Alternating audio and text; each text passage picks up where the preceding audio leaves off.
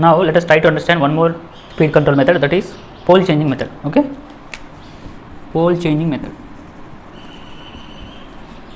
So you know that the synchronous speed, our rotor speed is dependent factor on synchronous speed into slip. Okay, so synchronous speed is 120 f by p.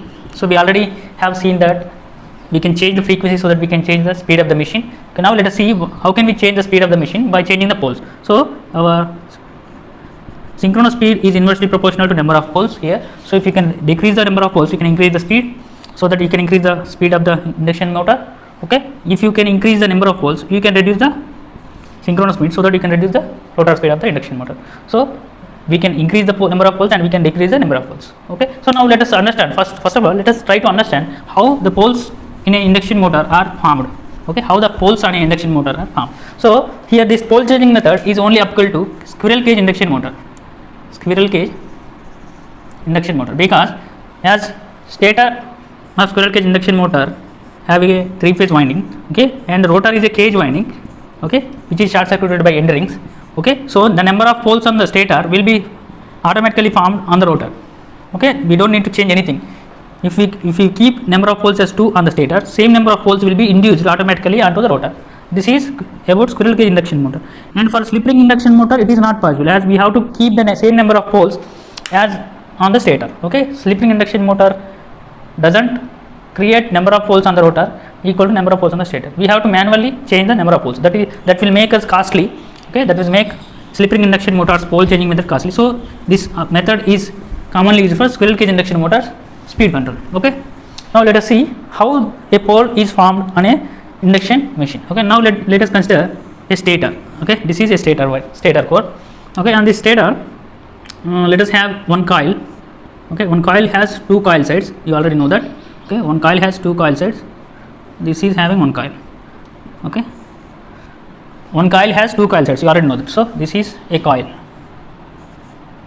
Okay, this is a coil, that means it is a one number of turns will be wound onto like this. Okay, number of coils will be like wound like this. This is coil. Okay, this is one coil side, this is another coil side. For simplicity I am going to replace it one conductor. Okay, so let me consider a coil which has 2 coil side. This is one coil side, this is another coil side, this is one, this is another, and this is overhanging part.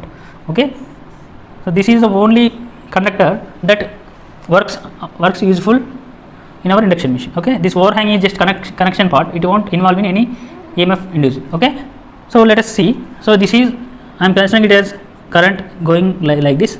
Okay, now it is current going into the plane. Okay, so I have to make it a cross. Okay, now it is current coming away from the plane, I am going to take it as dot. Now focus on this, how the poles are formed here. Now this is the direction of current. Okay, we know that by applying right hand thumb rule, we can get the direction of field, right? This is if I keep the thumb in the direction of current, I can get the flex direction in the direction of my curly fingers. That means here the flex is anti-clockwise, I can say the flex is rotating like this. Okay, so here also, here the current is going into the plane, that means it is clockwise direction, the flex is in this direction. Okay, this is the flex direction here. Okay, this is clockwise direction. As current is going into the plane, these curly fingers will show the direction of magnetic flux. Okay, so now current is coming out of the plane here, and this will come like this. Okay, this will go into the plane. Now let us try to understand the flux induced by this conductor side, that is current coming out of the plane, that means curly fingers show the direction of flux, that is anti-clockwise direction. Okay, so this is the direction of flux here.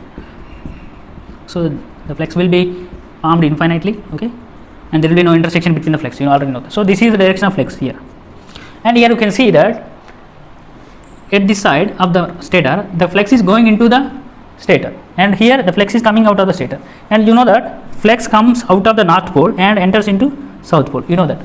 So here the flux is coming like this and going into this. Okay, so this is treated as north pole as flux is coming out of the plane, and this is treated as south pole as flux is going into the plane. So this is my north pole, flux is going away and flux is going into. Okay, this is north pole, this is south pole. Okay, so this is stator winding. Okay, now let us see for a multiple coils how many poles will be created. Now let us see the formation of poles for multiple coils. So let us consider multiple coils here. This is dot, cross, dot. So I have considered 4 slots here. Let us observe the flux here. Here the direction of flux is anti-clockwise. For this the direction of flux is clockwise. That means flux coming out of the plane. This is north pole.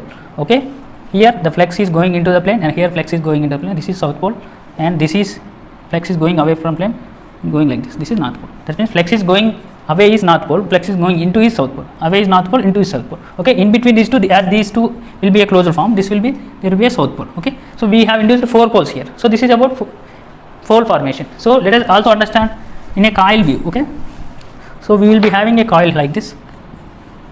Okay, so this coil will be induced, supplied with a current I. Okay, this is my current I.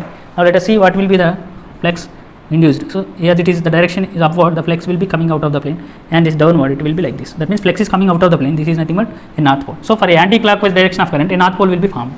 Okay, so similarly for a clockwise direction of current, what is type of pole? Okay, so as it is going in upward, the flex will be inwards, and is going downward, the flex will be like this. That means flex is going into the plane, this will be south pole. As flex comes out of the plane, this will be north pole. Flex going into the plane, that will be south pole. That means for a anti-clockwise direction of current in a coil, the pole formed is south pole. For a clockwise direction of current in a coil, a south pole will be formed. So this is pole formation.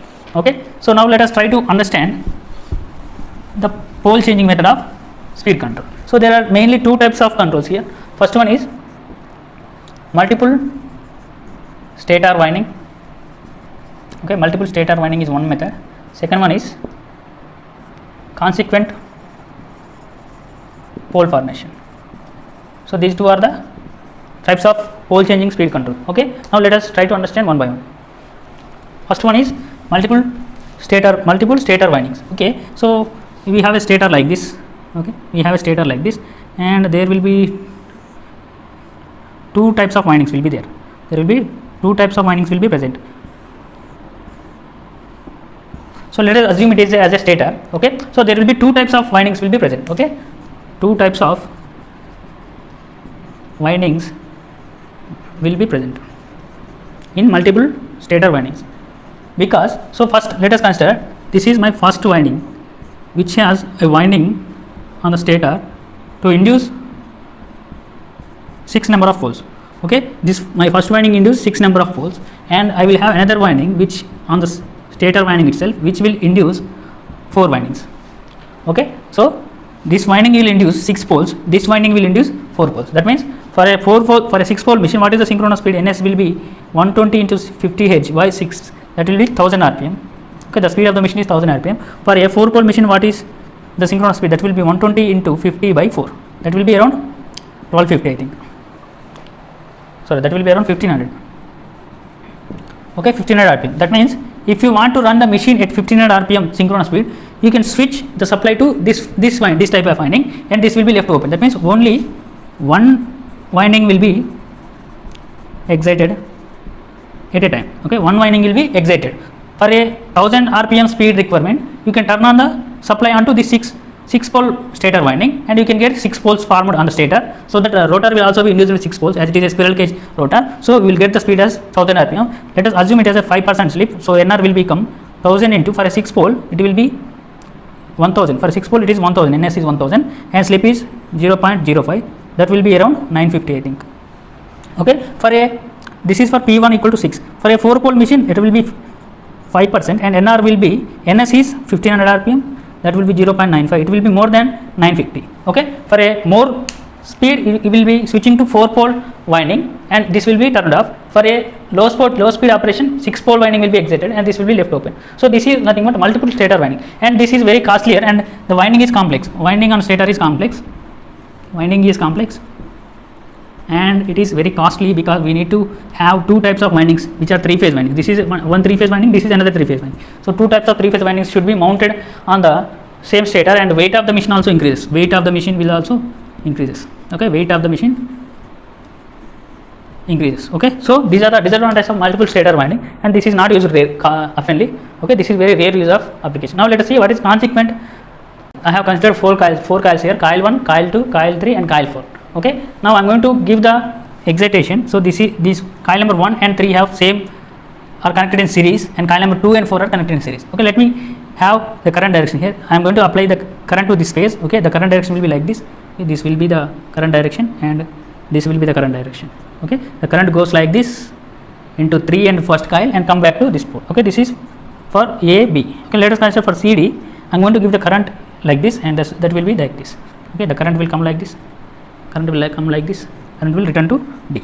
Okay, now let us see what is the pole formation here. This you can see that this is an anti-clockwise direction of current. That means there will be a north pole formation, and here there is a clockwise direction of rotation. There will be a south pole formation. Similarly, this is anti-clockwise, north pole, clockwise, south pole. That means number of poles induced equal to 4 here. Okay. Now by changing the direction of current, I can change the number of poles here. Let us see. Okay. Initially the current directions were like this. Okay. Now I am going to change the current direction of the C and D coils, so that this is my new current direction. Here you can see this is new current direction, that will be like this. Okay, this is like this, and current will be like this, and current going to the plane, coming out of the plane like this. Okay, this is my new direction of current, and you can see that now the pole formation here, it is anti-clockwise north, it is also anti-clockwise north, it is also anti-clockwise north, it is also anti-clockwise north. Okay, I have found 4 poles which are single poles, monopole. It is called monopole. So by according to Maxwell's expression, del dot B equal to 0, a magnetic monopole doesn't exist. That means one north pole doesn't exist or one south pole doesn't exist. There will be a pair of poles. Okay, if there is one pole, there will be a subsequent another pole behind. So in between these two, here you can see this is a clockwise direction. I can say current going and coming. This is I treat as south pole. Here also current going and coming, south pole, and in between these two also there will be a south pole. Okay, so I can see that there are two pair of poles for every coil production. So that means number of poles in this type of current is number of poles are 8. That means for first number of poles for first direction of current, the speed of the machine will be equal to 1500 rpm. Okay, for second direction of the current, the speed of the machine will be equal to 6000 by 8, because 120 into 50 is 6000. Okay, 120 F by P is nothing but 6000 by 8. That will be around how much? 8 5 ja 8 7 ja 8 5 ja 750 rpm, I think. Yes, 750 rpm. Okay, you can see that number of poles are increased from 4 to 8 just by changing the direction of current here. So this is nothing but our second method, that is consequent pole changing, pole formation. Okay, this is second type of method. So you can change the number of poles by changing the direction of current. Okay, this is about pole change. Now let us observe another type of speed control.